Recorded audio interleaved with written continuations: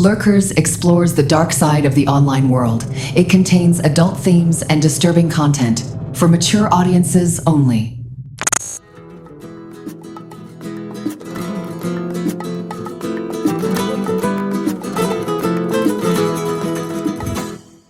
Morata de Tajuña sits just outside Madrid, Spain, one of those places where silence isn't empty.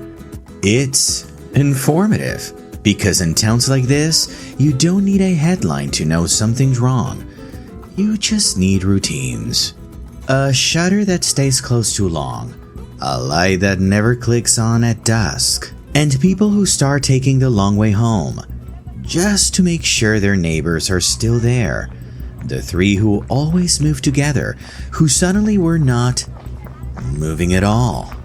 They explain it away at first. Maybe they traveled. Maybe they went to stay with family.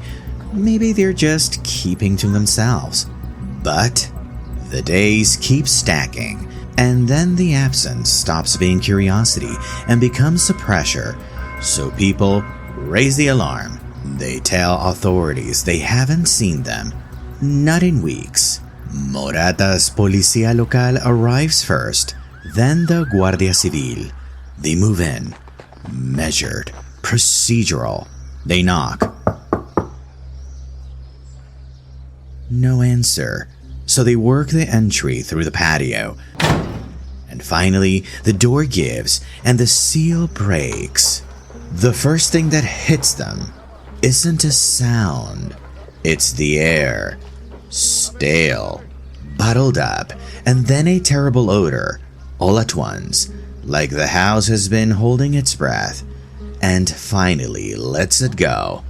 Just a few steps in and they see furniture that looks normal from a distance, until they get close enough to notice a cup left where it shouldn't be, a chair slightly turned as if someone stood up too fast and never sat back down. Then, reality hits all at once. 3 bodies, blood everywhere, blunt force wounds showing they fought for their lives, scorch marks that don't belong to an accident, but an attempt to burn what happened there. Outside, the town begins to gather in fragments, curtains shifting, people standing in corners watching a little too still, voices murmuring in shock. And here's what makes this story feel impossible to digest. Almost everyone in town knows this isn't just a murder scene. It's the end of something that had been building quietly for years. Something that started far away from the street, behind screens, behind profiles, behind messages that felt personal. But nobody, not anyone, imagined it would end like this.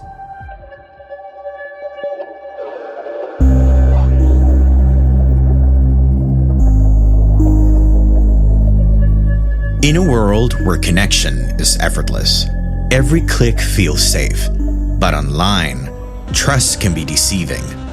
This is Lurkers, true stories of trust, desire, and how technology, if unchecked, can turn it all against us.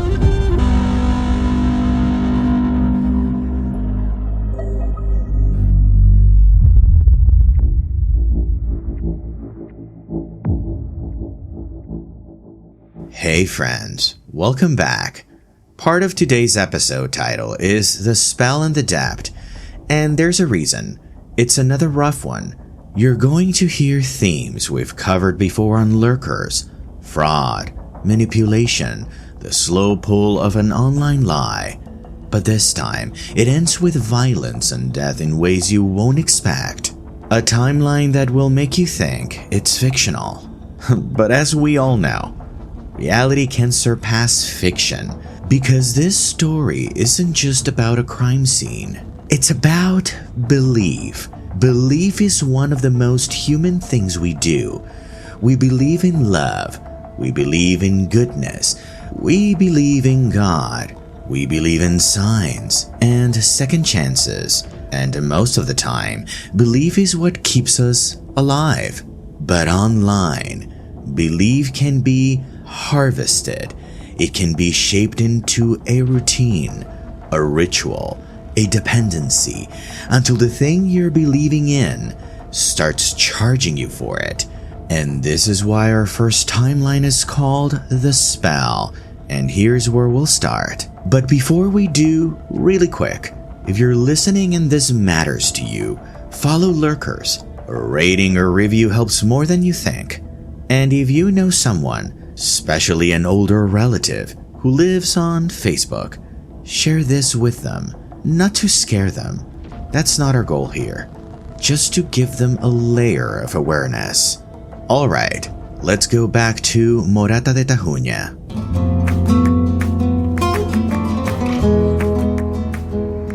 It was mid-January 2024. Spanish broadcaster Telemadrid went live outside a modest home, calling it the story of the afternoon, as investigators confirmed 3 bodies had been found inside. 3 siblings, all in their 70s, all killed. Their names were Angeles, Amelia, and Pepe. They weren't strangers to the town. People recognized them instantly. 3 older siblings who moved together like a unit.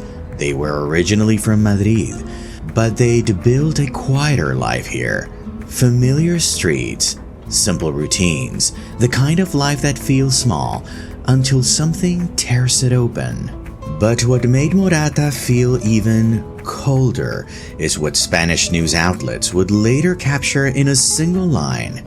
Almost everyone in town understood the siblings had been caught in a scam. They just never imagined it would end in death. So how did it happen? How did it go from a quiet weekend house to a triple homicide?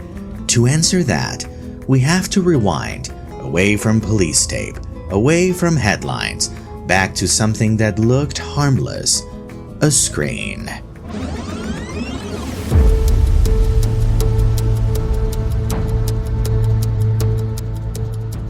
Eight years before the murders, one of the sisters, Amelia, who was around 60 years old at the time, did something she had never done before. As the Spanish series Equipo de Investigación recounts it, she opened her first Facebook account. She announced it with a sentence that sounded hopeful, almost sweet. Today is the first day of my new life. And here's the thing about that moment. When someone says new life, they don't mean new app. They mean, I'm ready, I'm lonely, I'm open, I'm looking. And online, there are people trained to hear that, like a dinner bell.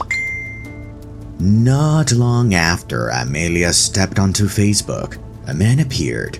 His name was Edward, and he didn't just flirt. He wrote, "Hey, I was blown away by how incredibly beautiful God made you." And before you probably think, corny, you need to understand the context. The messages were built for someone like Amelia, romantic, hopeful, and devoted to God. One line in particular captured the tone of what he was selling her. "In the hell of war, you're my light." You see, he claimed he was a colonel, deployed in Afghanistan, a man with a difficult life and a pure heart. And the distance mattered, because distance is convenient. Distance means there's always a reason you can't meet yet, always a reason you can't call right now, always a reason you need patience and loyalty and proof. So Edward talked about marriage, and this became the first engine.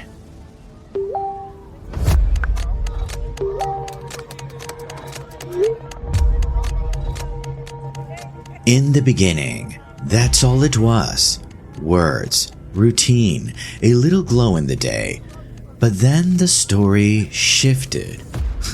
Because it always does, doesn't it? The romance becomes a plan, and the plan introduces a new character. Money.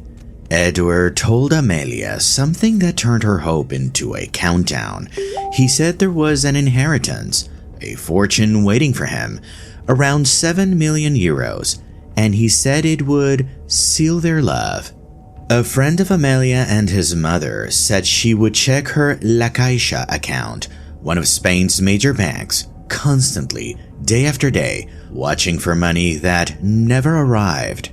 They said she grew hopeful, scrolling through €1 million apartments after Edward told her to start looking, so they'd have somewhere to live together once he came home, once the wedding happened. That same friend and his mother pushed back hard, warning her not to put down deposits, not to plan a life that still hadn't arrived. Then Edward introduced the first problem. From Afghanistan, he couldn't pay the taxes and fees needed to release the inheritance. So he asked her, and she believed him. She started paying out of the monthly pension income the three siblings lived on. And that's the spell, right here. A promise, an obstacle, and Amelia solving it.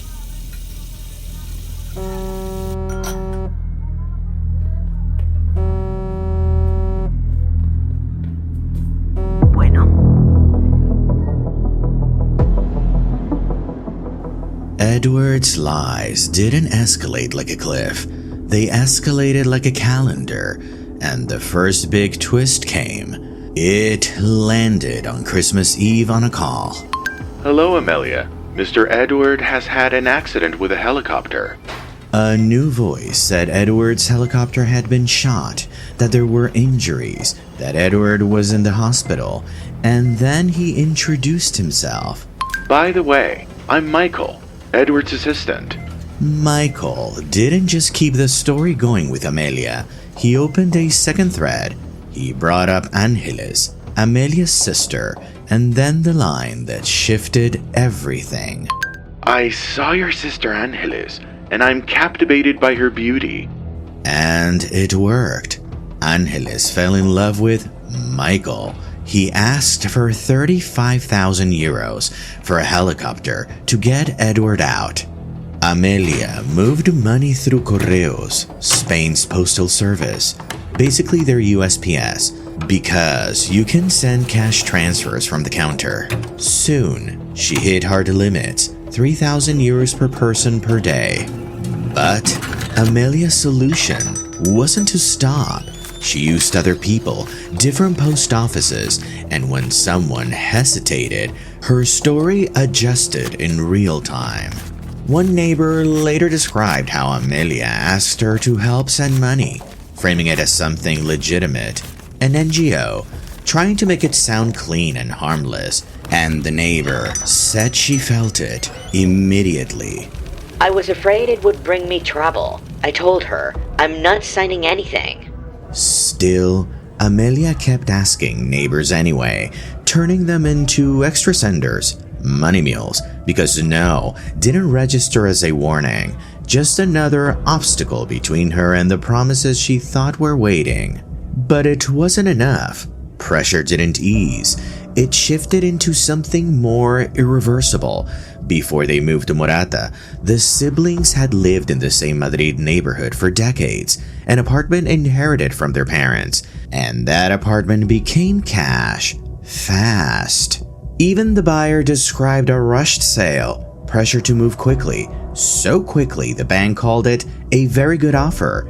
It sold for about 15% below market.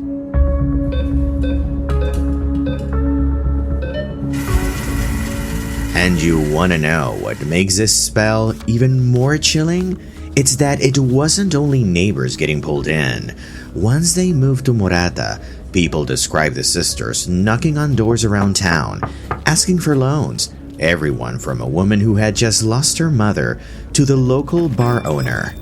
Even that same friend, the one who told Amelia not to put money down on an apartment yet, said he and his mother were asked more than once. A message asking for 18,000 euros, then 1,000, promising repayment when their pensions came in.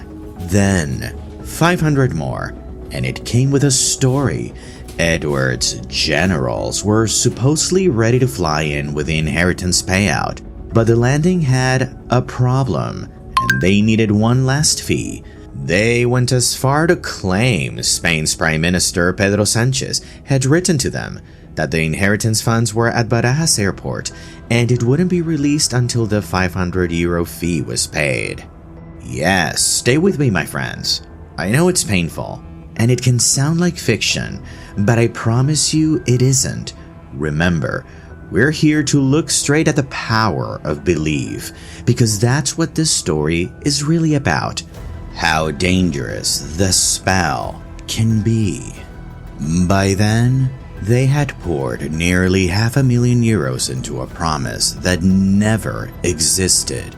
And just a few months later, the second big twist landed. So, hold on.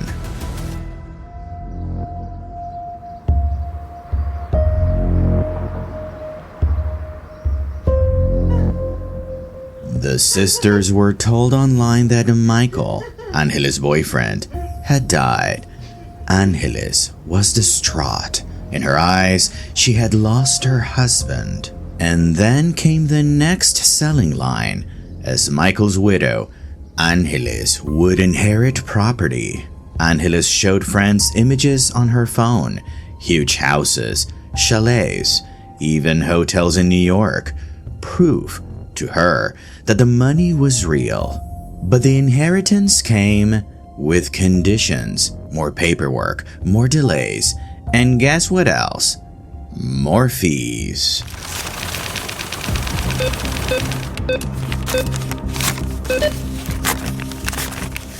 And anyone who tried to call it a scam got shut down. Friends said the word was basically forbidden inside the sisters' house. By then, most of Morata had started to notice people avoided them on the street. Conversations ended early, and the sisters hit a practical wall. They couldn't keep sending transfers through other people anymore. At the postal service, Correos, they were blocked too, so they looked for another route, a locutorio in Arganda del Rey, the neighboring town. A small internet and call shop where money moves fast and quietly. Behind the counter was a man who watched them come in, again and again, with cash. He didn't need their love story. He needed money. And in a story built on screens, he was about to become the one person who made it real.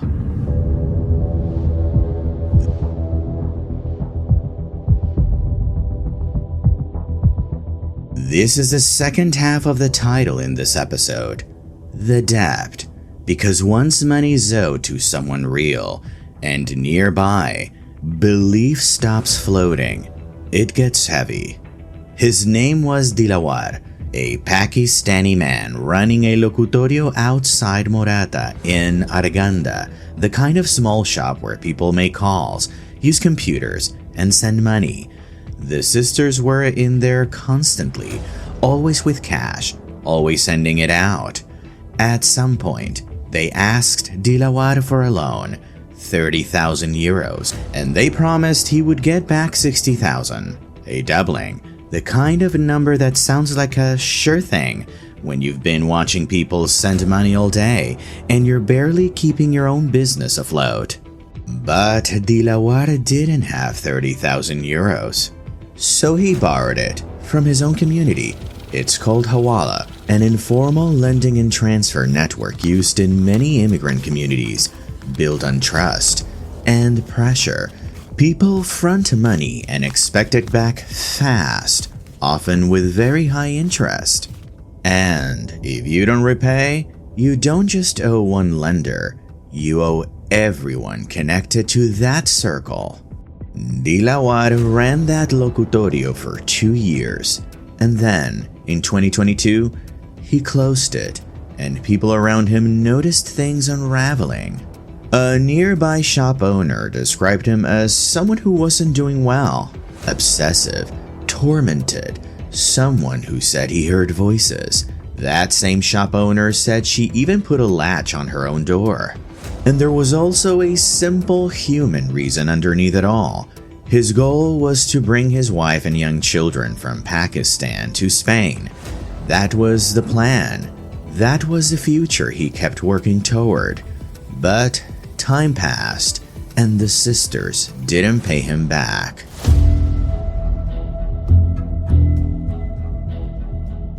Dilawar pushed for a new deal because if the money wouldn't come back to him, he would move closer to it. He reached an agreement with the siblings.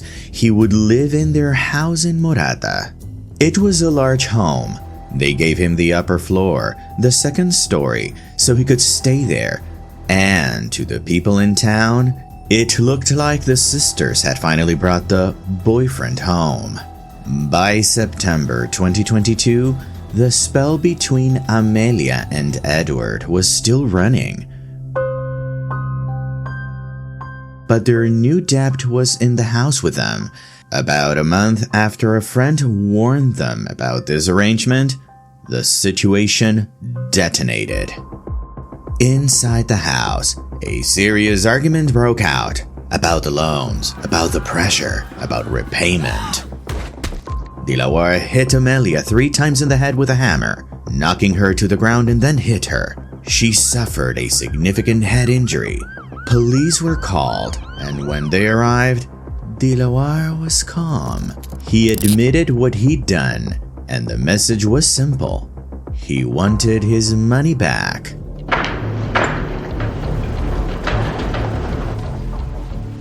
That case went to court.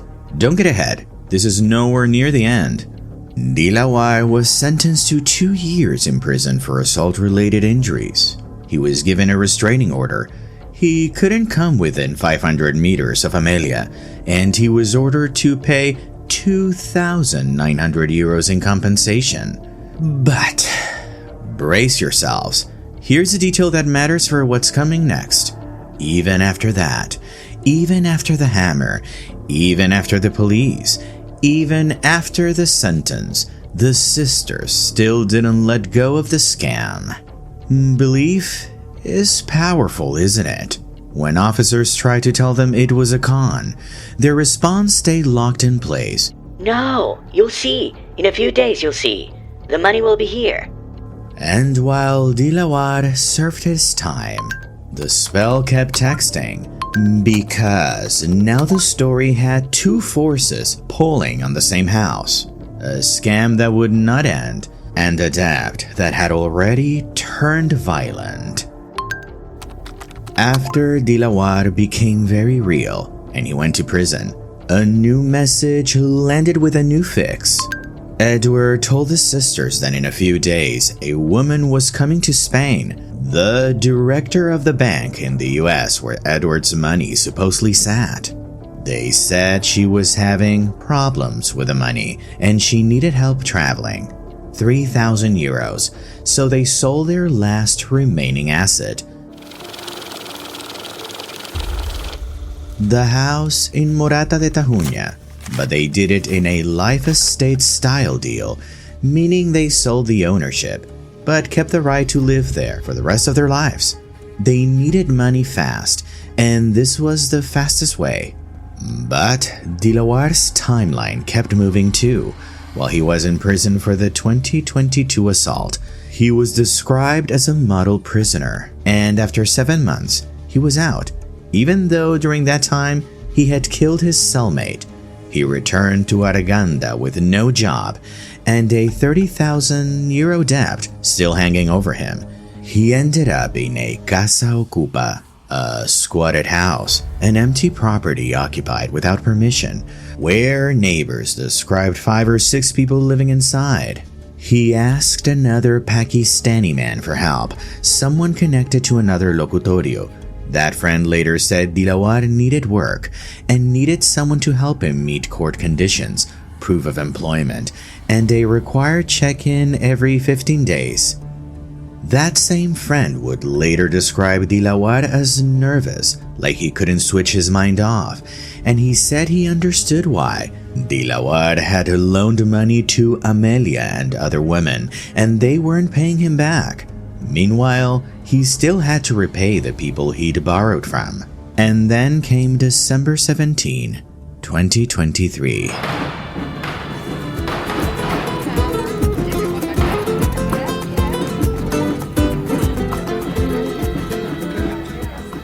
In Morata, it was one of the most festive days of the year. It still is. La Feria de la Palmerita, a local fair centered around the town's famous palmeritas, those palm-shaped pastries you'll see in Spanish bakeries. Lights, crowds, food, families, distraction, noise. That's the day Dilawar broke the restraining order. He went back to Morata and entered the sister's house. He encountered Amelia first. An argument, and then she was beaten to death. After that, he killed Angeles, and a short time later, Pepe woke up, confused, pulled into the aftermath, and Dilawar killed him too. It would take almost a month for police to enter the home. Yes, this is the moment you heard at the beginning of the episode. Neighbors raised the alarm because the siblings' routines had broken. When police finally got inside, they found the body severely decayed and partially burned, enough to confirm the brutality of what happened inside. As soon as the news broke, Dilawar knew he would be the main suspect, and 4 days after the bodies were found, he turned himself in. He confessed to the murders. Police searched the Ocupa house where he'd been staying, and after 2 hours, they took him into custody. He was sent to prison in pre-trial detention, accused of triple homicide. And with the killer in custody, the crime looked solved. But one question stayed open. Where did all the money go? And who was actually behind the profiles that started all of this? That's when investigators and cybersecurity experts looked at the sisters' Facebook accounts. They found what you'd expect from a large-scale Roman scam. The messages were written in broken Spanish, wrong genders, awkward phrasing. Experts said it read like a template, something copied and pasted across many victims, possibly even automated. And the photos of Michael, Angeles' supposed boyfriend, weren't his.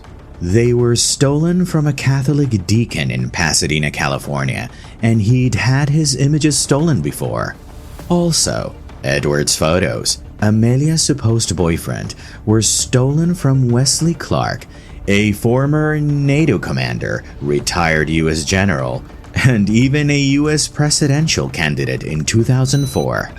But the account name tied to the style of profile was Abdulatif Akanji. And you might be thinking, yeah, where is this from? Cybersecurity experts said searches showed multiple profiles under the name across different parts of Africa, and that one of them pointed to, wait, we've heard of this location in other episodes, Lagos, Nigeria.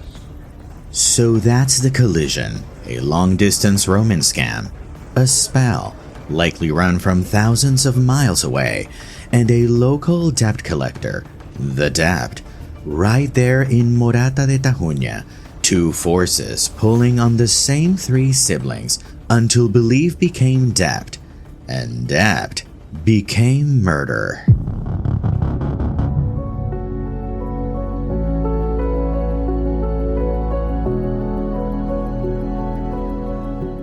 Belief is one of the most human things we do.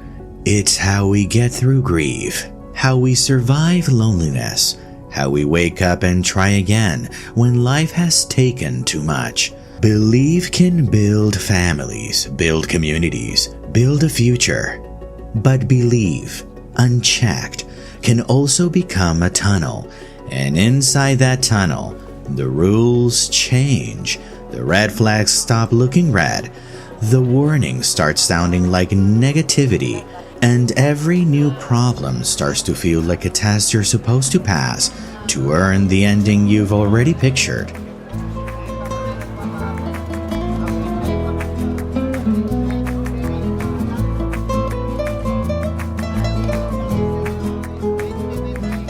In Morata de Tajuña, Believe didn't just live online. It moved into a house, it moved into paperwork, it moved into pensions, and it kept charging again and again until there was nothing left to sell but the roof over their heads. And then Believe collided with something else. Debt. A real person, a real street, a real consequence. And once that happened, the story stopped being a scam you can block. It became physical.